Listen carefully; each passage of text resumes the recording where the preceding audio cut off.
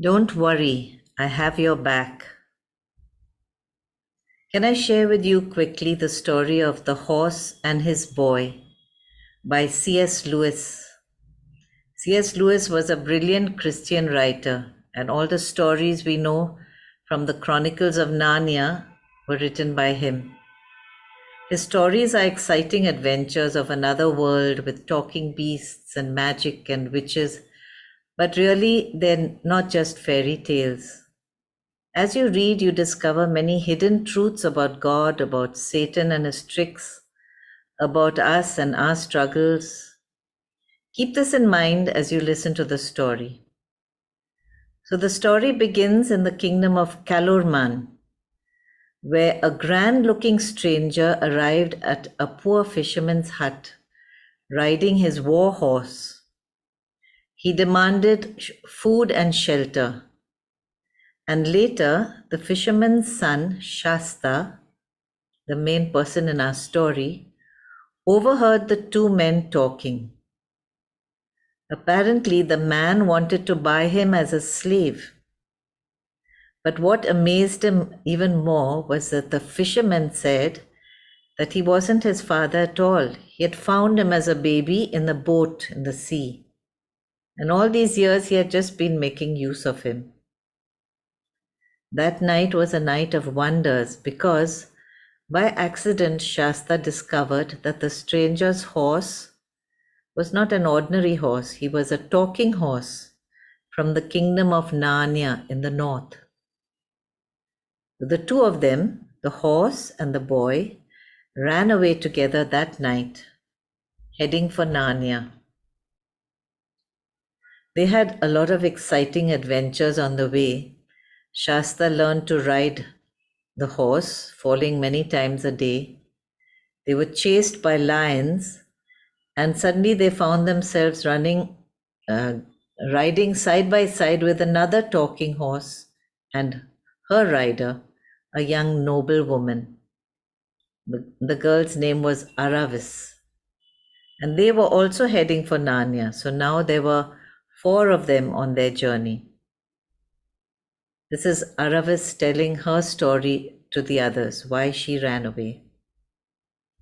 Now, at one point, they had to disguise themselves and pass through the capital city of Calorman. There they were in danger. And they got separated because Shasta got mistaken for a prince from the north. And he was taken forcibly to the Calorman palace. So he felt everything's going wrong. But while he was there, he overheard the others talking about the easiest way to Narnia. And now he had a good map in his mind. He managed to escape from the palace through a window. Meanwhile, the others discovered that the Calorman prince was about to attack the kings in the north. So now Shasta and their friend knew that they had to do something. They had to warn the northern kings before they were attacked.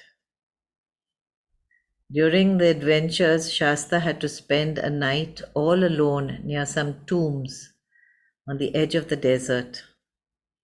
He was cold and frightened, and suddenly a cat appeared and warmed him. He just rested against the cat during the night. And that cat seemed to become big and frighten away the wolves who were circling around. After a long, thirsty journey through the desert, the 4 of them finally reached Narnia. But then they were so tired that they began to go slowly, take things easy. That's when a lion chased them again, and suddenly they found they had the strength to run much faster. It was on the last part of the journey that Shasta came to meet a lion, a noble, awesome, shining lion. It was Aslan. And Aslan told him that it was he who had been there all along, throughout his life.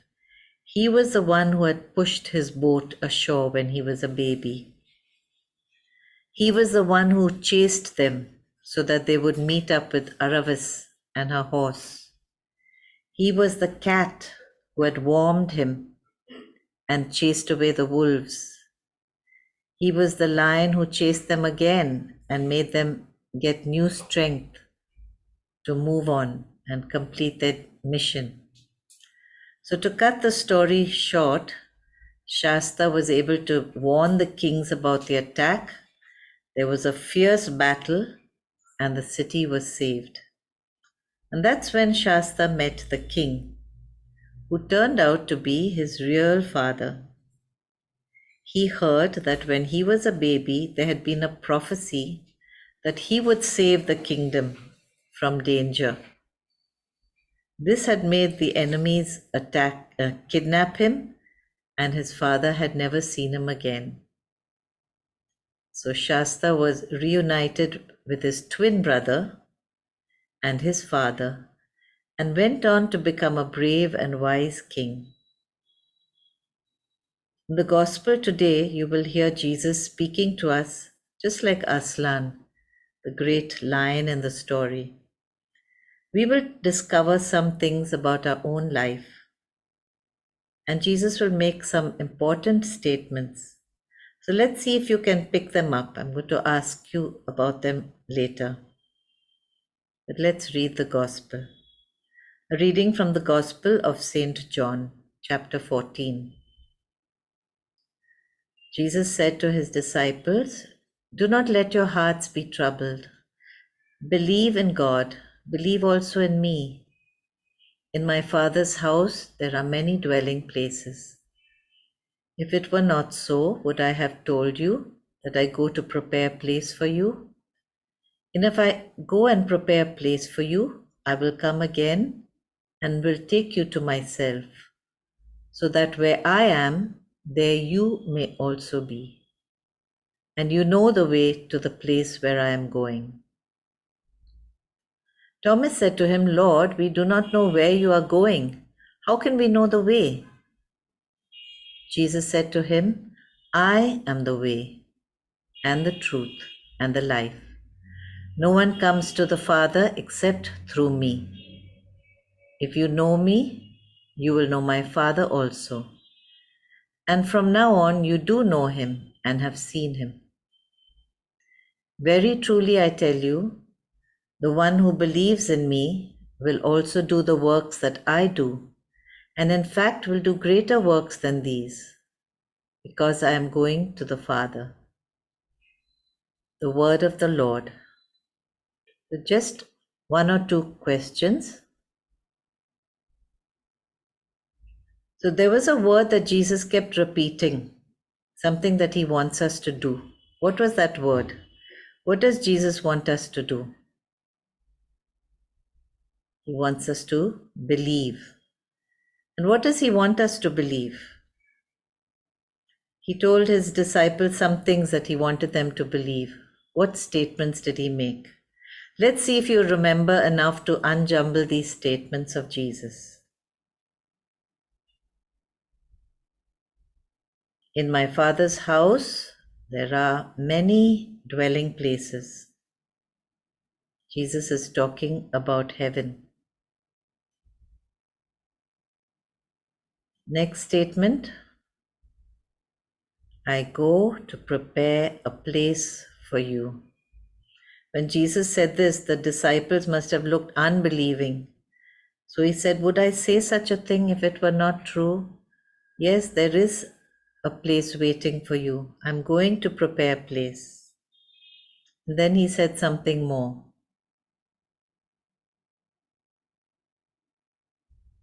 I will come again and will take you to myself. Jesus not only prepares a wonderful place for us, just like Aslan had prepared, but he also accompanies us. And the best thing about this place is that we will be with him.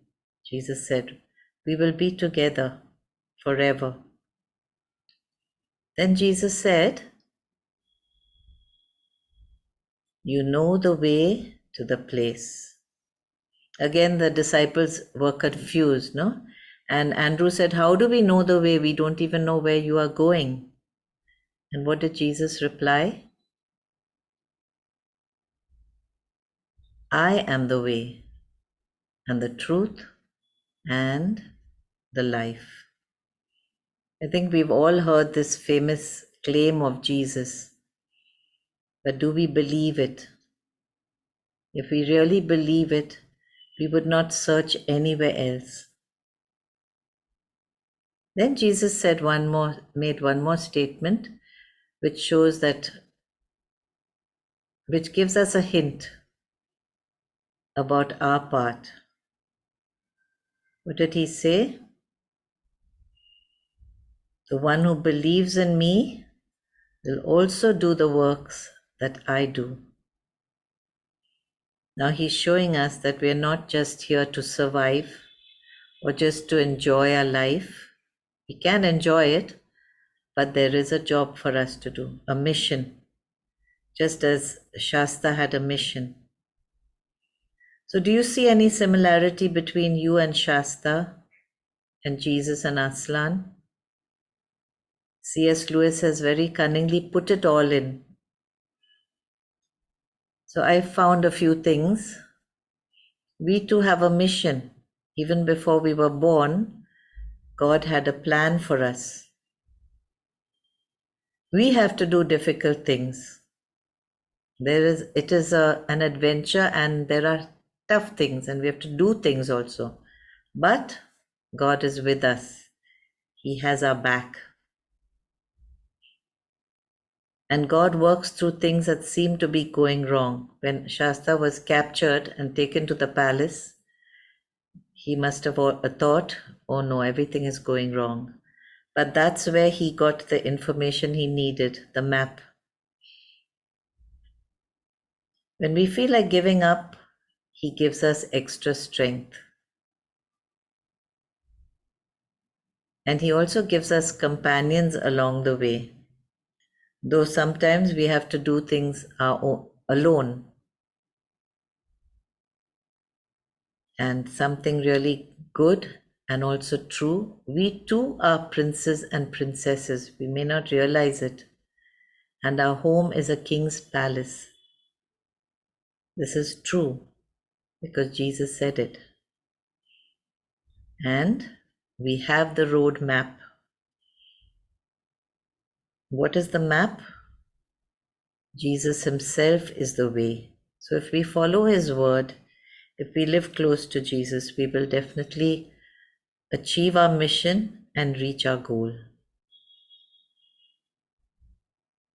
So just like Aslan came and spoke to Shasta, Jesus is speaking to us today. He says, I know that you're so easily troubled about this and that. Do not let your hearts be troubled. Even if your hearts start getting troubled, do not let them get troubled. Believe in me. Believe that I've gone ahead to prepare a place for you. Believe that I am beside you to help you. I have your back. Just keep going. Fulfill your mission and don't worry about other people. Spend some time quietly and let Jesus fill you with his courage, with hope, and with the grace to believe in him always. Just spend some time quietly. So, are you ready for the adventure? Ready, steady, go.